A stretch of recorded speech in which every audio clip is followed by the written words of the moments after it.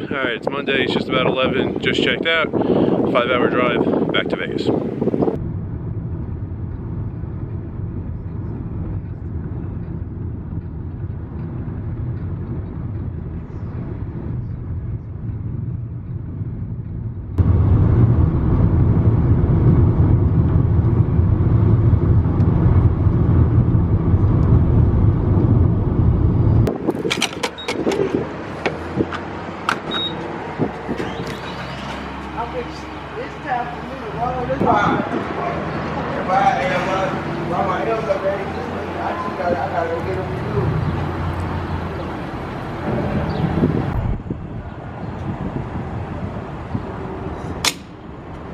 Alright, trying to use this tree to block the wind, hope it's working. This is my only stop.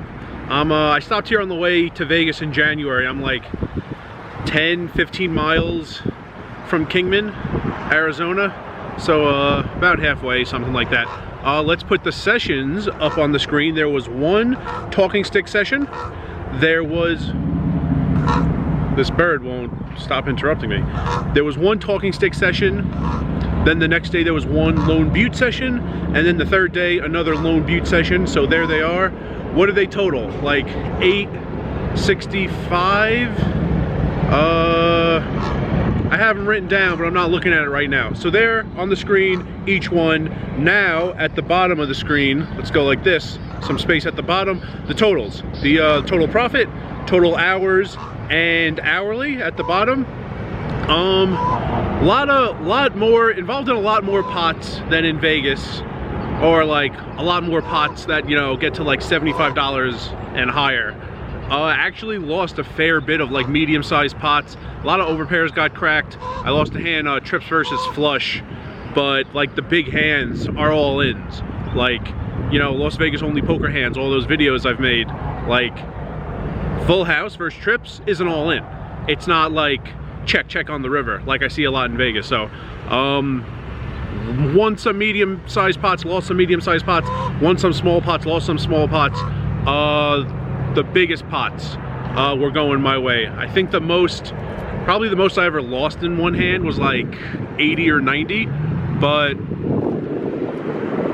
a lot of noise up there.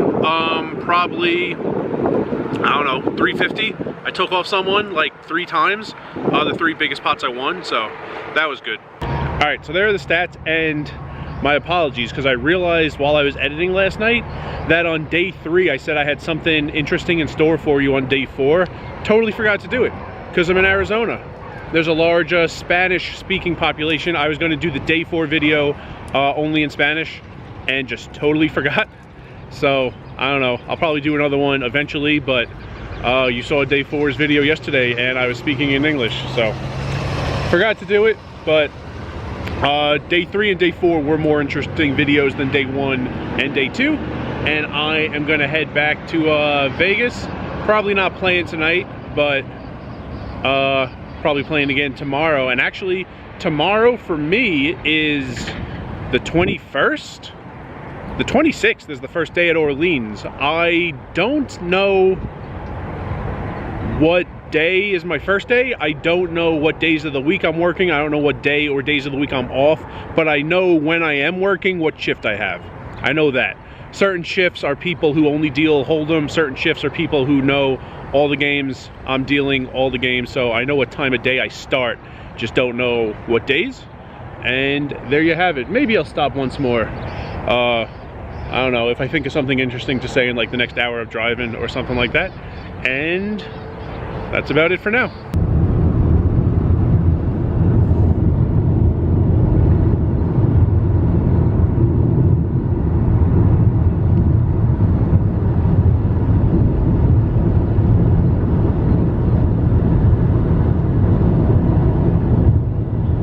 Alright, really came full circle here, back at this Winco where I started before I went to Arizona. First thing, the talking stick slideshow. Only have 4 pictures, wanted more, didn't end up going back on Saturday or Sunday, but wanted to show you a few things about that. So watch that slideshow and then meet me back here in the parking lot. Alright, talking stick. First thing I wanted to show you was the table, which isn't really an oval. It's almost like this bean shape. So the dealer can push in and get like this close to the table, this yellow line right here, but then the 1 seat and the 8 seat, we were 8-handed, is like behind the dealer. So the dealer doesn't need to reach as much. It is like a different type of reaching behind in the seats adjacent to the dealer, but that means the like 4, 5, 6 seats aren't as far away. So it's easier on the dealers, even though I was sitting in the 1 seat where that circle is, and it's tough to see the 7 or 8 seats, chips or cards, but it was better for the dealer, so that's cool. Also had some vents on the floor, which I thought was so the air conditioning more easily hits you, but my vent source tells me it's to get smoke out of everyone's face. So there's no smoke in the poker room, but these vents are all over the casino, even in the smoking areas, and I'm told that's what the reason is.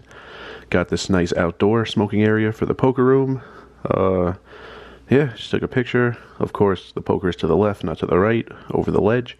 And final picture, the promo drop. This isn't the rake, this is the promo drop. So this slot right here, $1 comes out before the first card is even dealt, and a second dollar maximum comes out at some point. Couldn't tell if it was on the flop or on $10 or on $20, but $2 maximum, the first one before the first card is even dealt to the small blind. And before the series ends, wanted to mention a few rake things. So the rake in Lone Butte, not that I care that much about it ever, but 4 plus 2, awesome. $4 max for the rake, $2 to fund the promo fund.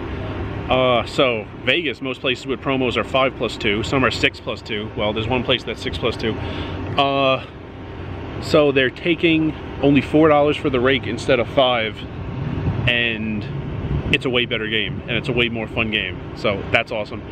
Talking stick was more difficult to figure out. At first I was just trying to figure out what it was. When the dealer is inconsistent, it's tough to figure out. There was a $38 pot where the dealer put 2 down the rake.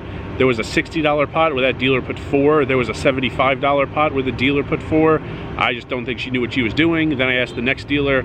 I don't think English was his first language, and it was tough getting answers from him.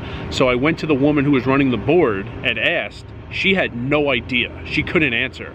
She called over the guy who was performing maintenance on the shuffler, and eventually he gave me an answer. He said, on the flop, no matter what, $2 to the rake.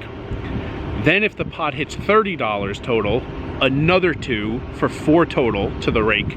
And then if the pot gets to 60, one final dollar for 5 total. So most places in Vegas are 5, but it's usually, you know, when the pot gets to $10, you take the first. Pot gets to $20, you take the second, etc. So there, it's a little faster at the beginning, a little slower at the end, all right? And $2 down the promo fund. And in both places, I guess it's an Arizona thing, before the dealer deals the first card, $1 is taken out of the small blind and goes into the promo fund. So even if everyone folds to the big, $1 got taken that hand to the promo fund. It's the same procedure in WinStar in Oklahoma, in beautiful Thackerville, Oklahoma. It's really difficult to find out where that dollar goes in WinStar, though. It seemed like in Arizona it goes into the promo fund. In WinStar, some people said it went into the promo fund. Some people said Chickasaw Nation just keeps it. I don't know, but I hear the same thing happens in blackjack in WinStar. 50 cents or $1 gets taken just for you to be able to see the hand and play the hand. So that makes me think Chickasaw Nation is just taking it, but whatever, because there's no promo funds, I don't think, in blackjack. I don't play, but I don't know. So there you go. I'm going to go into Winco over there. I need some seltzer. You might call it club soda. And that's a wrap on the Arizona series for this year, 2024. And remember, rice is a spoon food.